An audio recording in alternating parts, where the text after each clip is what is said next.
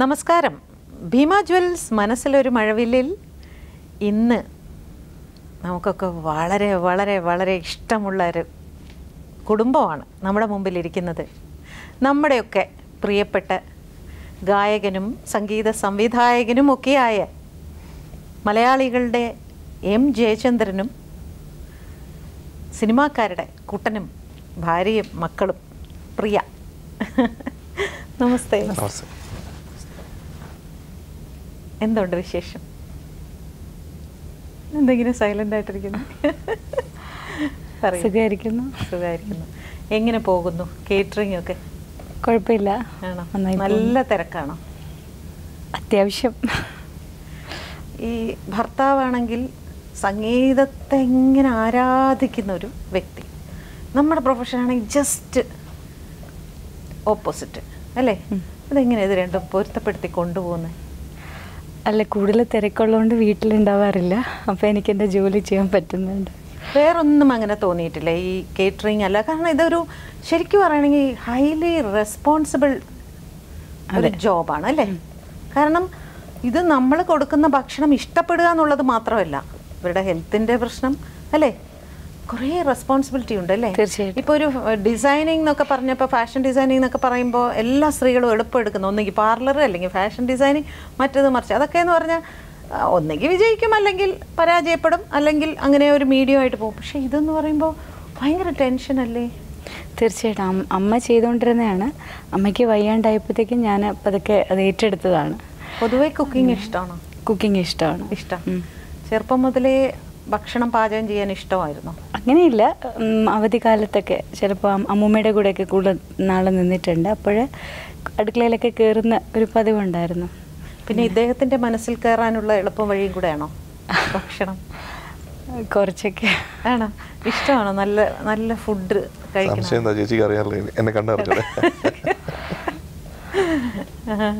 എന്താണ് ഏറ്റവും ഇഷ്ടമുള്ള ഭക്ഷണം? നോൺ വെജിറ്റേറിയൻ ആയിരുന്നു, പക്ഷെ ഇപ്പോൾ കുറച്ച് നാളായിട്ട് ചിക്കനൊക്കെ അവോയ്ഡ് ചെയ്തിട്ടുണ്ട്. ഇപ്പോൾ ഫിഷിലാണ് നിൽക്കുന്നത്. പക്ഷെ വീട്ടിലധികം സമയം ഇപ്പോൾ ഉണ്ടാവാറില്ല. കൂടുതലും ഹോട്ടലിൽ നിന്നുള്ള ഭക്ഷണമാണ് കഴിക്കുന്നത്. അതൊന്നും വലിയ പ്രശ്നമാണല്ലേ? അതിന് വേറൊരു രീതി ഉണ്ടെന്ന് പറഞ്ഞു കഴിഞ്ഞാൽ, ഏറ്റവും നല്ല ഭക്ഷണം എവിടെ കിട്ടുന്നോ അത് തപ്പിപ്പോവുക, അത് കണ്ടുപിടിക്കുക. തീർച്ചയായിട്ടും അതിനാണ് ഏറ്റവും കൂടുതൽ സമയം കണ്ടെത്തുന്നത്. സംഗീതം കഴിഞ്ഞാൽ ഏറ്റവും അധികം സമയം സ്പെൻഡ് ചെയ്യുന്നത് അതിപ്പോഴും എനിക്ക് ഓർമ്മയുണ്ട്. കാരണം ഫിലിം ഫെയർ അവാർഡിന് ആദ്യമായിട്ട് ഹൈദരാബാദിൽ പോയപ്പോൾ ബിരിയാണി കഴിക്കണം. ഹൈദരാബാദി ബിരിയാണി ഭയങ്കര പേര് കേട്ടതാണ്. അപ്പോൾ ഒരു ടാക്സിയിൽ കയറി. പുള്ളിക്കാരൻ പറഞ്ഞു ഇപ്പോൾ കൊണ്ടുപോകാമെന്ന് പറഞ്ഞു. ഞാനിങ്ങനെ പോവാണ്. 1.5 മണിക്കൂർ. ആ ഒരു ബെസ്റ്റ് ഒരു ഹോട്ടലിൽ പോകാനായിട്ട് 1.5 മണിക്കൂർ എടുത്തത്. പക്ഷെ ബിരിയാണിക്ക് വേണ്ടി 1.5 മണിക്കൂർ അങ്ങോട്ട്, അവിടെ കഴിക്കാൻ ഒരു 1/2 മണിക്കൂർ, പിന്നെ 1.5 മണിക്കൂർ തിരിച്ച്. അപ്പോൾ ഇത്രയും സമയം ബിരിയാണിക്ക് വേണ്ടി സ്പെൻഡ് ചെയ്ത ഒരാളാണ് ഞാൻ. എന്നിട്ട് അവസാനം ആ പ്രതീക്ഷിച്ച അത്രയും റിസൾട്ട് കിട്ടിയോ? ഞാനിനി ബിരിയാണിയെ കുറിച്ചൊരു ബുക്ക് എഴുതിയാലോ തോന്നിയോ? കാരണം എനിക്ക് ഏറ്റവും ഇഷ്ടമുള്ളതെന്ന് പറഞ്ഞു കഴിഞ്ഞാൽ ഈ മലബാർ സ്റ്റൈലിലുള്ള ബിരിയാണി. ഇപ്പോൾ ഞാൻ ബിരിയാണി കഴിക്കുന്നില്ല, നേരത്തെ കഴിച്ചുകൊണ്ടിരുന്ന സമയത്ത് അത് പല പല രീതിയിലുള്ള ബിരിയാണികൾ നമുക്ക് പല സ്ഥലങ്ങളിൽ നിന്നും കിട്ടുന്നുണ്ട്. അപ്പോൾ എനിക്ക് ഏറ്റവും ഇഷ്ടപ്പെട്ടത് ഈ മലബാർ സ്റ്റൈലിലുള്ള തലശ്ശേരി ചില ഹോട്ടൽസിലൊക്കെ കിട്ടുന്ന ബിരിയാണിയൊക്കെ. അപ്പോൾ ഒരാൾക്ക് ജയനെ വശീകരിക്കണമെങ്കിൽ നല്ല ഭക്ഷണം തന്നാൽ വശീകരിക്കാൻ പറ്റും? സാധ്യതയുണ്ട്. Be careful. അത് ജയൻ്റെ ഫേവറേറ്റ് പ്രിയ ഉണ്ടാക്കുന്നതിൽ അതെന്തായിരിക്കും? അല്ല, പ്രിയയുടെ ഒരു വളരെ വലിയ പ്രത്യേകത എൻ്റെ അമ്മയ്ക്കുണ്ടായിരുന്ന പ്രത്യേകതയാണ്. അതായത് ചെയ്യുന്ന എന്ത് കാര്യത്തിലും അതിൽ ആ ഒരു സ്നേഹം ഉണ്ടാവും എന്നുള്ളത്. അമ്മ കുക്ക് ചെയ്യുമ്പോൾ ആ ആഹാരത്തിന് ഏറ്റവും അധികം സ്വാദ് വരാനുള്ളൊരു കാരണം ആ സ്നേഹത്തിൻ്റെ എലമെൻ്റാണ്. അതുപോലെ തന്നെയാണ് ഇവിടെയും. അത് അമ്മയുടെ ശിഷ്യയായതുകൊണ്ട് കൊണ്ടായിരിക്കണം. എന്ത് വേണം ഒരു ഭർത്താവിൽ നിന്ന് ഇതിൽ പരം ഒരു സർട്ടിഫിക്കറ്റ് കിട്ടാൻ? അപ്പോൾ നിങ്ങൾ ഈ പ്രണയിക്കുന്ന സമയത്ത് ആദ്യം ഇതാണോ പറഞ്ഞത്, ഏറ്റവും നന്നായിട്ട് പാചകം ചെയ്താൽ മാത്രമേ എനിക്കൊരു നല്ല ഭർത്താവായിരിക്കാനും പറ്റുള്ളൂ? അല്ല, ഞാൻ ആദ്യമായിട്ട് പറഞ്ഞ അതല്ല. ഞാൻ പറഞ്ഞത് ഞാൻ വളരെ ഷോർട്ട് ടെമ്പേർഡാണ്. ആണോ? പെട്ടെന്ന് ദേഷ്യം വരും. അപ്പോൾ അതാണ് ഞാൻ ആദ്യം പറഞ്ഞത്. അതിപ്പോൾ അങ്ങനെ ഒരു പ്രത്യേക ജീവിയായിട്ടാണ് ഇനി ജീവിതം മുന്നോട്ട് പോകാൻ പോകുന്നത്. അപ്പോൾ അത് സഹിക്കേണ്ടി വരും. അത് സഹിക്കാൻ തയ്യാറാണെങ്കിൽ കൂടെ കൂടാം എന്ന് പറഞ്ഞു. അപ്പോൾ പറഞ്ഞു നമുക്ക് ശ്രമിക്കാം എന്ന്. അങ്ങനെ ആ ശ്രമങ്ങളുടെ ഭാഗമായിട്ട് അവസാനം കല്യാണം കഴിക്കാൻ തീരുമാനിച്ചു. അങ്ങനെ കല്യാണം കഴിച്ചു. എനിക്ക് എൻ്റെ 23-ാമത്തെ വയസ്സിൽ കല്യാണം കഴിച്ചതാണ്. ആണോ? അതെ. എനിക്കൊന്ന് കുറച്ചും കൂടെ ജീവിതാനുഭവങ്ങൾ കൂടുന്നതനുസരിച്ച് നമ്മൾ കൂടുതൽ മെച്ചോർഡ് ആവാനായിട്ടുള്ള സാഹചര്യങ്ങൾ കൂടുതലാണ്. അപ്പോൾ ഞാൻ എപ്പോഴും കണ്ടിട്ടുള്ളത് നമ്മുടെ ജീവിതത്തിൽ നെഗറ്റീവ്സ് വരുമ്പോൾ ഇത് നമ്മളെ പാകപ്പെടുത്താൻ വേണ്ടിയിട്ടാണ് ഈ നെഗറ്റീവ്സ് വരുന്നത് എന്നുള്ളൊരു ചിന്ത എപ്പോഴും ഉണ്ടായിട്ടുണ്ട്. എനിക്ക് നല്ല കാര്യങ്ങൾ സംഭവിച്ചുകൊണ്ടല്ല ഞാനിത് പറയുന്നത്. പല നെഗറ്റീവ്സും നമ്മൾ വിചാരിച്ച രീതിയിൽ only consistent thing in life is change എന്ന് പറയും. ഈ ചേഞ്ച് നമ്മൾ ഉൾക്കൊള്ളാനായിട്ട് നമുക്ക് ഒരിക്കലും തയ്യാറല്ല നമ്മുടെ മനസ്സ്. പക്ഷെ ചേഞ്ച് എപ്പോൾ നമ്മൾ ഉൾക്കൊള്ളാൻ തയ്യാറാവുന്നോ അപ്പോൾ നമ്മൾ മെച്ചോർഡ് ആവാൻ തുടങ്ങി എന്ന് പറയാം. അതാണ് എനിക്ക് ലൈഫിനെ കുറിച്ചുള്ള എൻ്റെ കോൺസെപ്റ്റ് എന്ന് പറയുന്നത്. ആരാണ് അച്ഛൻ്റെ സിനിമാ ലോകത്ത് പാട്ട് ഗായക ലോകത്തേക്ക് ആരാണ്? സംഗീത ആണോ? രണ്ടുപേരും പാടോ? മ്യൂസിക് ഡയറക്ടർ ആവണമെന്നാണോ ഗായകനാവണമെന്നാണോ? അങ്ങനെയില്ല, എന്തെങ്കിലും ഒന്ന് വേണം. എന്നാ ഗായകനാവാന്ന്. ഇപ്പൊ പാടുവോ? ഞാൻ പാടിക്കേ. Yesterday, all my troubles seem so far away. Now it seems as though they're here to stay. Oh, I believe in yesterday.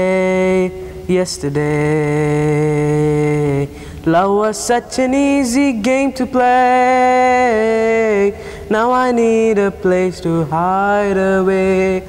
Oh, yesterday came suddenly. Why she had to go, I don't know. She wouldn't say.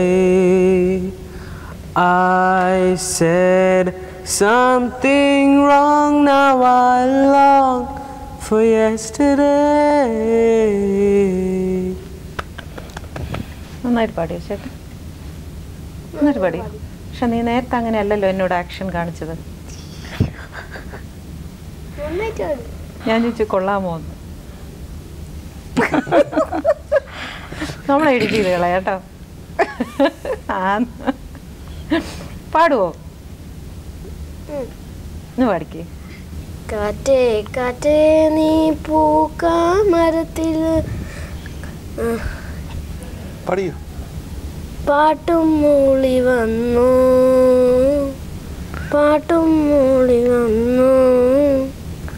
ഞാലിപ്പൂക്കതളി വാഴപ്പൂക്കളിലാകെ തേൻ നിറഞ്ഞു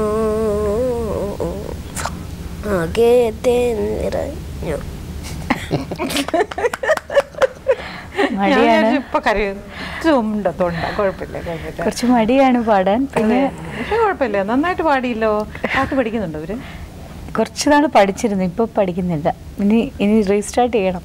അച്ഛൻ്റെ ഏറ്റവും ഇഷ്ടമുള്ള പാട്ട് ഏതാ? ഈ ഇടയ്ക്ക് ഇഷ്ടപ്പെട്ട ഇതാണ് കാറ്റേ കാറ്റേ. ഏറ്റവും ഇഷ്ടമുള്ള മ്യൂസിക് ഡയറക്ടർ ആരാ? അച്ഛൻ. ആണോ? ഞാൻ കുറേ കാലങ്ങളായിട്ട് ചോദിക്കണം എന്ന് വിചാരിച്ചൊരു ചോദ്യം. അത് എം ജയചന്ദ്രൻ എന്ന് പറയുന്ന വ്യക്തിയാകാം, അല്ലെങ്കിൽ മറ്റ് മ്യൂസിക് ഡയറക്ടേഴ്സ് ആവാം. പുറത്ത് നിന്നാണ് ഏറ്റവും കൂടുതൽ പാട്ടുകാരെ കൊണ്ടുവരുന്നത് എന്നുള്ള ഒരു പരാതി ഞാൻ കേട്ടിട്ടുണ്ട്. പക്ഷെ അതേസമയം ഏറ്റവും കൂടുതൽ പുതിയ പാട്ടുകാരെ പരിചയപ്പെടുത്തിയിട്ടുള്ള ആളും ജയചന്ദ്രൻ തന്നെയാണ്, അല്ലേ? എന്താണ് അങ്ങനെ ഈ ഭാഷ അറിയാത്തവരെ ഇങ്ങനെ കൊണ്ടുവരുന്നതിൽ ഉള്ളൊരു തൃപ്തി എന്താണ്? ഇതിപ്പോൾ ഞാൻ തുടങ്ങി വെച്ച ഒരു കാര്യമല്ല. പഴയ കാലത്ത് നമ്മുടെ മാസ്റ്റേഴ്സായിട്ടുള്ള ദേവരാജൻ മാസ്റ്ററും ദക്ഷിണാമൂർത്തി സ്വാമിയും ബാബുരാജ് മാസ്റ്ററും രാഘവൻ മാസ്റ്ററും ഒക്കെ പാടിപ്പിച്ചത്. ജാനകിയമ്മ മലയാളിയല്ല, സുശീലാമ്മ മലയാളിയല്ല, മാധുര്യമ്മ മലയാളിയല്ല, ബി വസന്താമ്മ മലയാളിയല്ല, വാണി ജയറാം മലയാളിയല്ല. അവരെയൊന്നും നമ്മളല്ല പരിചയപ്പെടുത്തിയത്, അല്ലേ? അതെ. സംഗീതം എന്ന് പറയുന്നത് യൂണിവേഴ്സൽ ലാംഗ്വേജാണ്. അത് ആ ഭാഷ എന്ന് പറയുന്നത് അതിന് ജാതിയില്ല, മതമില്ല, ഏതെങ്കിലും ജോഗ്രഫിക്കൽ ഏരിയ ഇല്ല, ഒന്നുമില്ല. ഈശ്വരൻ്റെ സ്പർശം സംഗീതത്തിലൂടെ ഒരാൾക്ക് കിട്ടിയിട്ടുണ്ടോ അത് മാത്രമേ ഉള്ളൂ. അതുണ്ടെങ്കിൽ അവരുടെ എല്ലാവരുടെയും രക്തത്തിൻ്റെ നിറം ചുവപ്പ് തന്നെയാണ്. അതാണ് എൻ്റെ വിശ്വാസം. ശ്രേയ ഘോഷൽ എന്നുള്ളത്, ഞാനിപ്പോൾ ലതാ മങ്കേഷ്കർ, ആശാ ഭോൺസ്ലെ, അത് കഴിഞ്ഞിട്ട് ഞാൻ പറഞ്ഞ ജാനകി അമ്മ, സുശീലാമ്മ, വാണി ജയറാം, ചിത്ര ചേച്ചി, സുജാത ചേച്ചി, ഇത്രയും ലെജൻസ് കഴിഞ്ഞാൽ ഇനി ഇവരുടെ ഒരു തലത്തിലേക്ക് ഇനി അടുത്ത കാലത്ത് ഉയർന്നു വരാൻ സാധ്യതയുള്ള ഒരു ടാലൻ്റായിട്ടാണ് ഞാൻ ശ്രേയ ഘോഷലിനെ കാണുന്നത്. ഇന്നത്തെ ഗായകരെ, മെയിൽ ഓർ ഫീമെയിൽ, അവർക്ക് ഗുണമാണോ ദോഷമാണോ വിഷ്വൽ മീഡിയ? കുറച്ച് കൂടുതൽ അവർ മീഡിയോക്രിറ്റി പ്രൊജക്റ്റ് ചെയ്യപ്പെടുന്നു. അതൊരു സത്യമാണ്. ഒരുപാട് പേര്, നമ്മൾ എവിടെ പോയാലും നമുക്കിപ്പോൾ ഗായകരെ കാണാം അല്ലേ? പണ്ട് അച്ഛൻ പറയും വൈകുന്നേരം ആകുമ്പോഴത്തേക്കും സന്ധ്യാനാമജപം എന്തെങ്കിലും ചെയ്യൂ എന്ന് പറയുന്നത് ഈ സമയത്ത് ആ സമയത്ത് പാട്ട് പ്രാക്ടീസ് ചെയ്യുക, അടുത്ത റിയാലിറ്റി ഷോയിൽ പോകണ്ടേ എന്നായിരിക്കാം ഒരു പക്ഷേ ഇന്നത്തെ ഒരു കാഴ്ചപ്പാടെന്നുള്ളത്. അപ്പോൾ ഈ റിയാലിറ്റി ഷോ ശരിക്കും റിയാലിറ്റി അല്ല. അതിനും അപ്പുറമായിട്ട് പ്ലേ ബാക്ക് സിംഗിങ്ങിന് ചില ക്വാളിറ്റീസ് വേണം. അതിൽ ഏറ്റവും ഇമ്പോർട്ടൻ്റ് ആയിട്ടുള്ള കാര്യം സംഗീത പഠനം തന്നെയാണ്. നമ്മൾ ഗായകരെ നമ്മൾ എടുത്തു നോക്കിക്കഴിഞ്ഞാൽ ഞാൻ പലരോടും ചോദിക്കാറുണ്ട്, കഴിഞ്ഞ 10 വർഷത്തിൽ എത്ര ഇമ്പ്രൂവ് ചെയ്യാൻ പറ്റി? ഒരു ചോദ്യം. ആർക്കെങ്കിലും വളരെ സ്റ്റേണായിട്ട് നിന്നിട്ട് ഞാൻ ഇത്ര ഇമ്പ്രൂവ് ചെയ്തിട്ടുണ്ടെന്ന് പറയാൻ പറ്റുമോ? പാട്ട് പാടും ഓഫ് കോഴ്സ്. പക്ഷേ അതിനേക്കാൾ കൂടുതൽ ഏറ്റവും അധികം ഞാൻ പ്രണയിക്കാനുള്ള ഒരു കാരണം എന്ന് പറയുന്നത് ഒരു അസാധ്യ ഡാൻസർ ആയിരുന്നു. ഡാൻസ് കണ്ടിട്ടാണോ ഇഷ്ടപ്പെട്ടത്? അല്ല, അങ്ങനെയല്ല.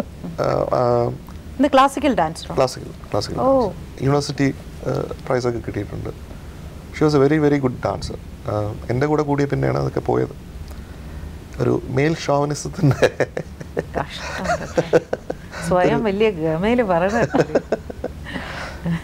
അല്ല, അപ്പോൾ അതിൻ്റെ വേറൊരു കാര്യം എന്ന് പറഞ്ഞാൽ രണ്ടുപേരും ബിസിയാണെങ്കിൽ നമ്മുടെ കുഞ്ഞുങ്ങളുടെ കാര്യത്തിനെ സംബന്ധിച്ചിടത്തോളം, അവരുടെ മുന്നോട്ടുള്ള പോക്കിനെ സംബന്ധിച്ചിടത്തോളം, ഞാൻ അങ്ങനെ ഒരു ആസ്പെക്റ്റിൽ പറയല്ല, ഞാനൊരു പുരുഷ മേധാവിത്വത്തിൻ്റെ ഇത് ലക്ഷണമായിട്ടൊന്നും പറയല്ല.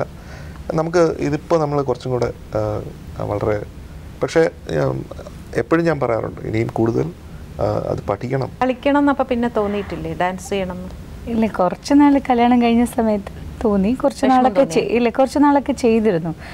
പഠിക്കാൻ ക്ലാസ്സിനൊക്കെ പോയിരുന്നു. അമ്മയ്ക്കും അച്ഛനും ആക്ച്വലി എന്താക്കണം എന്നായിരുന്നു? എൻ്റെ ഫാമിലി എന്ന് പറയുന്നത് ഒരു എഞ്ചിനീയേഴ്സ് ഫാമിലിയാണ്. അതാണ്, ഞാനത് കേട്ടിട്ടുണ്ട്. വീട്ടിൽ എഞ്ചിനീയർമാരുടെ ബഹളം വന്നു അല്ലേ? അതെ. അപ്പോൾ എപ്പോഴും കൊച്ചിലെ മുതൽ, മാത്രമല്ല എൻ്റെ അച്ഛനൊരു ഔട്ട്സ്റ്റാൻഡിങ് ആയിട്ടുള്ള ഒരു ടീച്ചറും ഒരു എഞ്ചിനീയറും ഒക്കെ ആണ്. ഇലക്ട്രിക്കൽ എഞ്ചിനീയറിംഗ് TKM കോളേജിൽ അദ്ദേഹം പഠിപ്പിച്ചിരുന്നു, പ്രൊഫസറായിരുന്നു. അതുപോലെ കേരള സ്റ്റേറ്റ് ഇലക്ട്രിസിറ്റി ബോർഡിൽ വർക്ക് ചെയ്തു. അതിന് മുമ്പേ KEL എന്ന് പറഞ്ഞ സ്ഥാപനത്തിൽ. അപ്പോൾ നമ്മുടെ കേരളത്തിൽ ആദ്യമായിട്ട് ഒരു ട്രാൻസ്ഫോമർ ഡിസൈൻ ചെയ്തത് അച്ഛനാണ്. അപ്പോൾ അത്തരത്തിൽ ഒരു സയൻറ്റിസ്റ്റിൻ്റെ മൈൻഡോടുകൂടി എൻജിനീയറിങ്ങിനെ കണ്ടിരുന്ന ഒരാളാണ്. അപ്പോൾ നമ്മളൊക്കെ ആ രീതിയിൽ തന്നെയാണ് ഈ ഇലക്ട്രിക്കൽ എൻജിനീയറിങ്ങുമായിട്ട് മുന്നോട്ട് പോകും എന്നുള്ളത് തന്നെയാണ് കൊച്ചിലെ മുതലുള്ള നമ്മുടെ. പക്ഷേ എനിക്കിങ്ങനെ മ്യൂസിക്കിനോടുള്ള പാഷൻ ഇങ്ങനെ അച്ഛൻ തന്നെയാണ് സംഗീതത്തിലും കൊണ്ടുവന്നത്.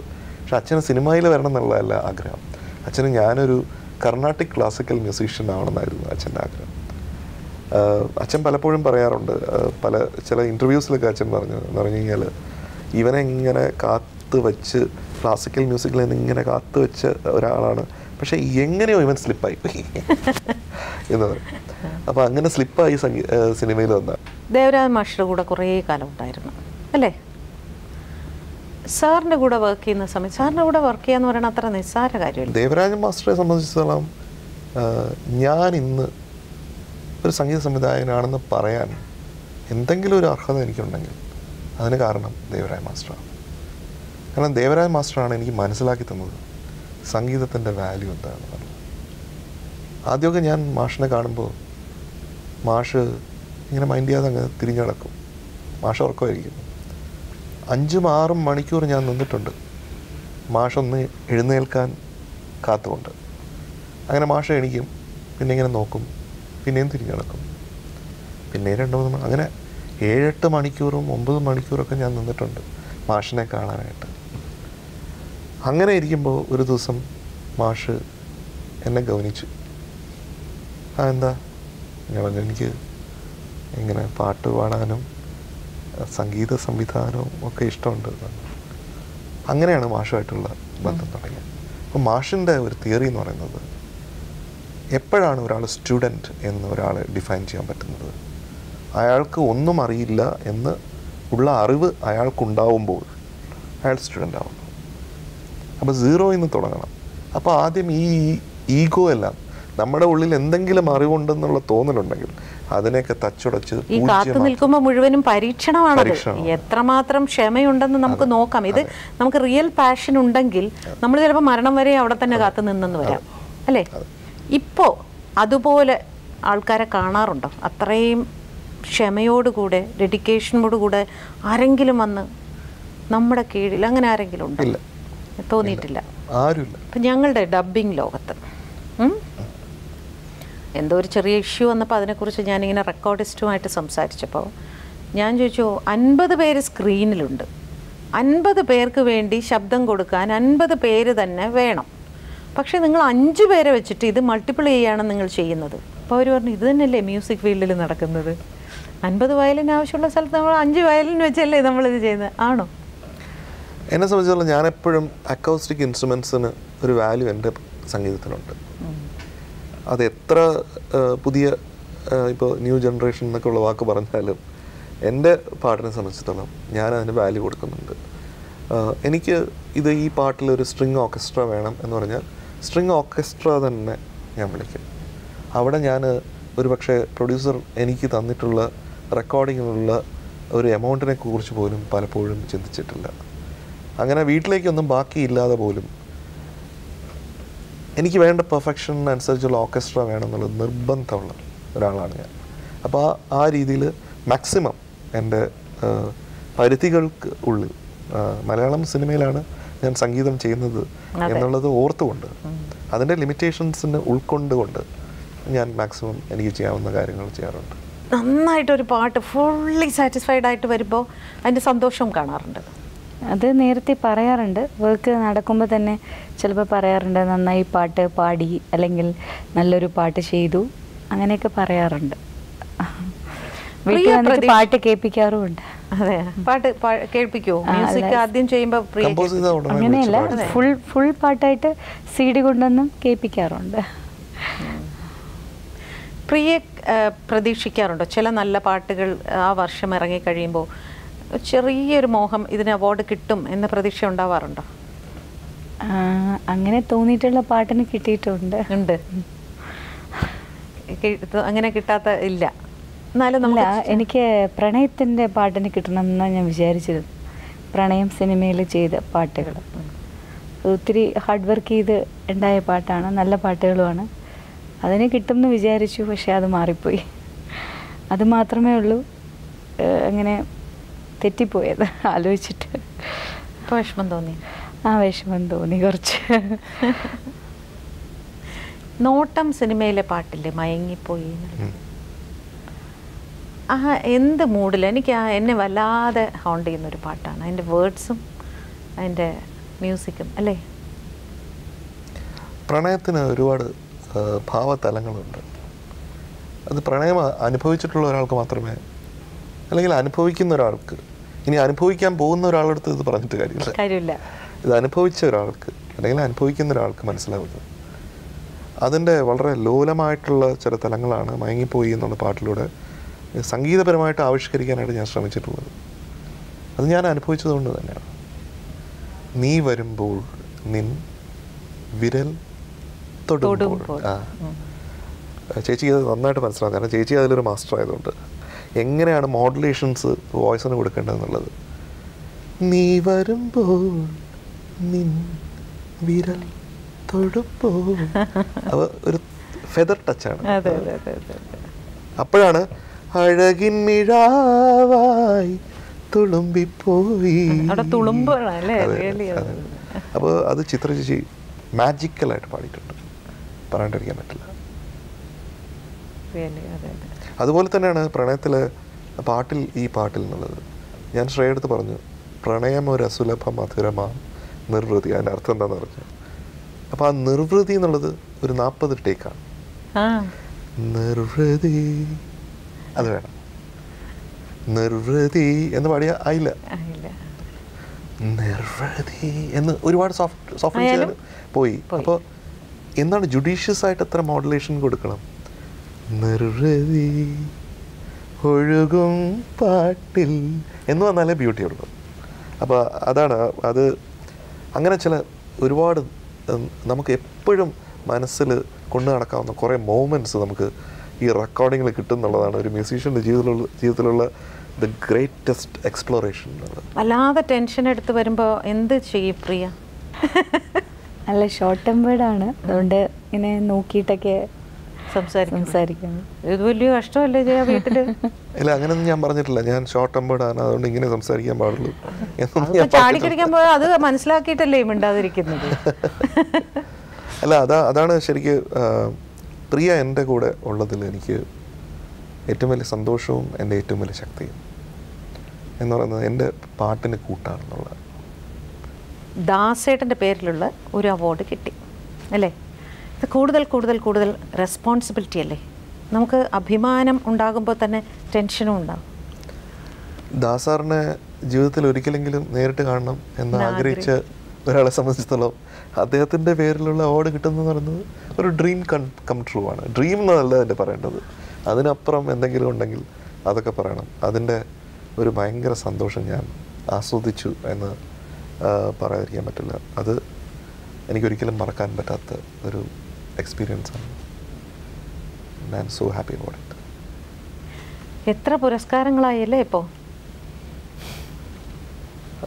എനിക്ക് ആദ്യത്തെ പുരസ്കാരം എനിക്ക് തന്നത് ദേവരാജ മാസ്റ്ററാണ്.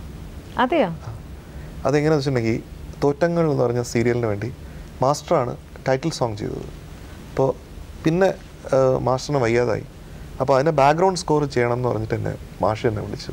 അപ്പോൾ ഞാൻ പറഞ്ഞു എനിക്കറിയില്ല, ഞാനതൊരു ബാക്ക്ഗ്രൗണ്ട് സ്കോറും ചെയ്തിട്ടില്ല, നീ പോയി ചെയ്തോ എന്ന് പറഞ്ഞു. അങ്ങനെയാണ് ഞാൻ ആദ്യമായിട്ടൊരു ബാക്ക്ഗ്രൗണ്ട് സ്കോറിൽ വർക്ക് ചെയ്യുന്നത്. അപ്പോൾ ആ വർഷത്തെ ടെലിവിഷൻ അവാർഡ്സിൽ ബെസ്റ്റ് മ്യൂസിക് കമ്പോസർ എന്നുള്ളത് ദേവരാജ മാസ്റ്ററുടെയും എൻ്റെയും പേരായിരുന്നു. അപ്പോൾ എനിക്ക് പേടിയായി, മാസ്റ്ററിൻ്റെ അടുത്ത് എന്താ പറയേണ്ടത്. അപ്പോൾ മാസ്റ്ററിൻ്റെ അടുത്ത് പറഞ്ഞു, മാസ്റ്റർ ഇങ്ങനെ എൻ്റെ പേരും കൂടെ അതിൻ്റെ കൂടെ ചേർത്തിട്ടുണ്ട്, എനിക്ക് എന്നൊക്കെ പറഞ്ഞു. അപ്പോൾ മാസ്റ്റർ പറഞ്ഞു, അവിടെയാണ് ഞാൻ ഗ്രേറ്റ്നെസ്സിനെ പറ്റി ഒന്നുകൂടെ പറയുന്നത്. മാസ്റ്ററെ പറ്റി ബാക്കിയുള്ളവർ പറയുന്നതല്ല മാസ്റ്റർ എന്നുള്ളത് പറയുന്നത്. മാസ്റ്റർ പറഞ്ഞു, ഞാൻ ഇഷ്ടം പോലെ അവാർഡുകൾ മേടിച്ചിട്ടുണ്ട്, ഇത് നിൻ്റെ അവാർഡ്, നീ പോയി മേടിക്കുക. അങ്ങനെയാണ് ഞാൻ ആദ്യമായിട്ട് ഒരു സംസ്ഥാന സർക്കാരിൻ്റെ ഒരു അവാർഡ് മേടിക്കാൻ പോകുന്നത്. അങ്ങനെ മാഷ് എനിക്ക് അത് തന്നുകൊണ്ടായിരിക്കും നീ പിന്നെയും മേടിച്ചോ എന്ന് പറഞ്ഞ് ഇടയ്ക്കിടയ്ക്ക് മാഷ് തന്നെ എനിക്ക് അവാർഡുകൾ കൊണ്ടുതരുന്നത് എന്നുള്ളതാണ് എൻ്റെ വിശ്വാസം. ഇനിയും ഒരുപാട് പുരസ്കാരങ്ങൾ കിട്ടട്ടെ. Thank you so much.